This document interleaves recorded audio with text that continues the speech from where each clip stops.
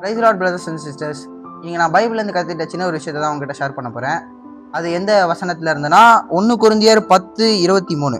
எல்லாவற்றையும் அனுபவிக்க எனக்கு அதிகாரம் உண்டு, ஆகிலும் எல்லாம் தகுதியாயிராது. எல்லாவற்றையும் அனுபவிக்க எனக்கு அதிகாரம் உண்டு, ஆகிலும் எல்லாம் பக்தி விருத்தியை உண்டாக்காது.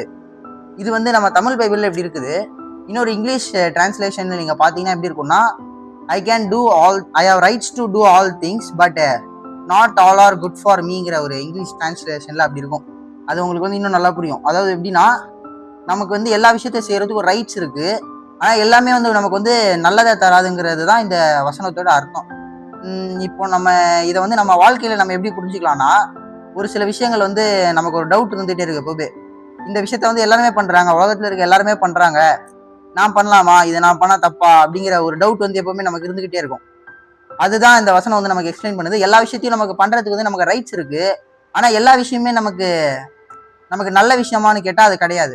நமக்கு ரைட்ஸ் இருந்தாலும் ஒரு சில விஷயங்கள் நமக்கு கண்டிப்பா நம்ம வாழ்க்கையில நமக்கு ஒரு சில கெட்ட விஷயங்களை நமக்கு பண்ணிக்கிட்டே தான் இருக்கும். ஃபார் எக்ஸாம்பிள், நம்ம இப்போ நம்ம மொபைல் போனை ரொம்ப நேரம் யூஸ் பண்றது கூட எடுத்துக்கலாம். அது உலகத்துல நிறைய பேர் நமக்கு நம்ம பாக்குற நிறைய பேர் அதை விஷயத்த பண்ணிக்கிட்டே தான் இருக்காங்க. நமக்கு ஒரு டவுட் இருக்கும், எல்லாருமே யூஸ் பண்றாங்க, நான் யூஸ் பண்ண தப்பா?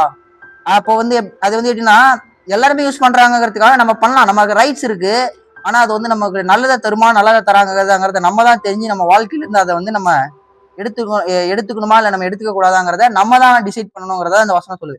அதுதான் அந்த இது சொல்லுது, I have rights to do all things but all are not good for me.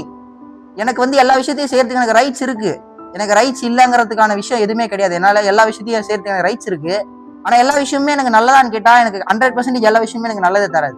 So நம்ம தான் நம்ம லைஃப்ல எதெல்லாம் நல்ல விஷயமோ அதை எடுத்துக்கிட்டு நம்ம விஷயத்துக்கு நல்லது தராத நம்ம தள்ளி வைக்க வேண்டியது நம்ம வேலை தான். ஏசப்பா நம்மளோட எல்லா விஷயத்தையும் இது நல்லது இது கெட்டதுங்கிறத எல்லாத்தையுமே நம்ம வாழ்க்கையை விட்டு அவர் தள்ளிட்டு இருக்க மாட்டார். நம்மளா ஒரு சில விஷயத்த நம்ம ஸ்டெப் எடுக்கிறதாதான் நம்ம இன்னும் காடை நெருங்கி போக முடியுங்கிறது நான் இந்த வசனத்துல இருந்து நான் கத்துக்கிட்டேன். ஆமீன்.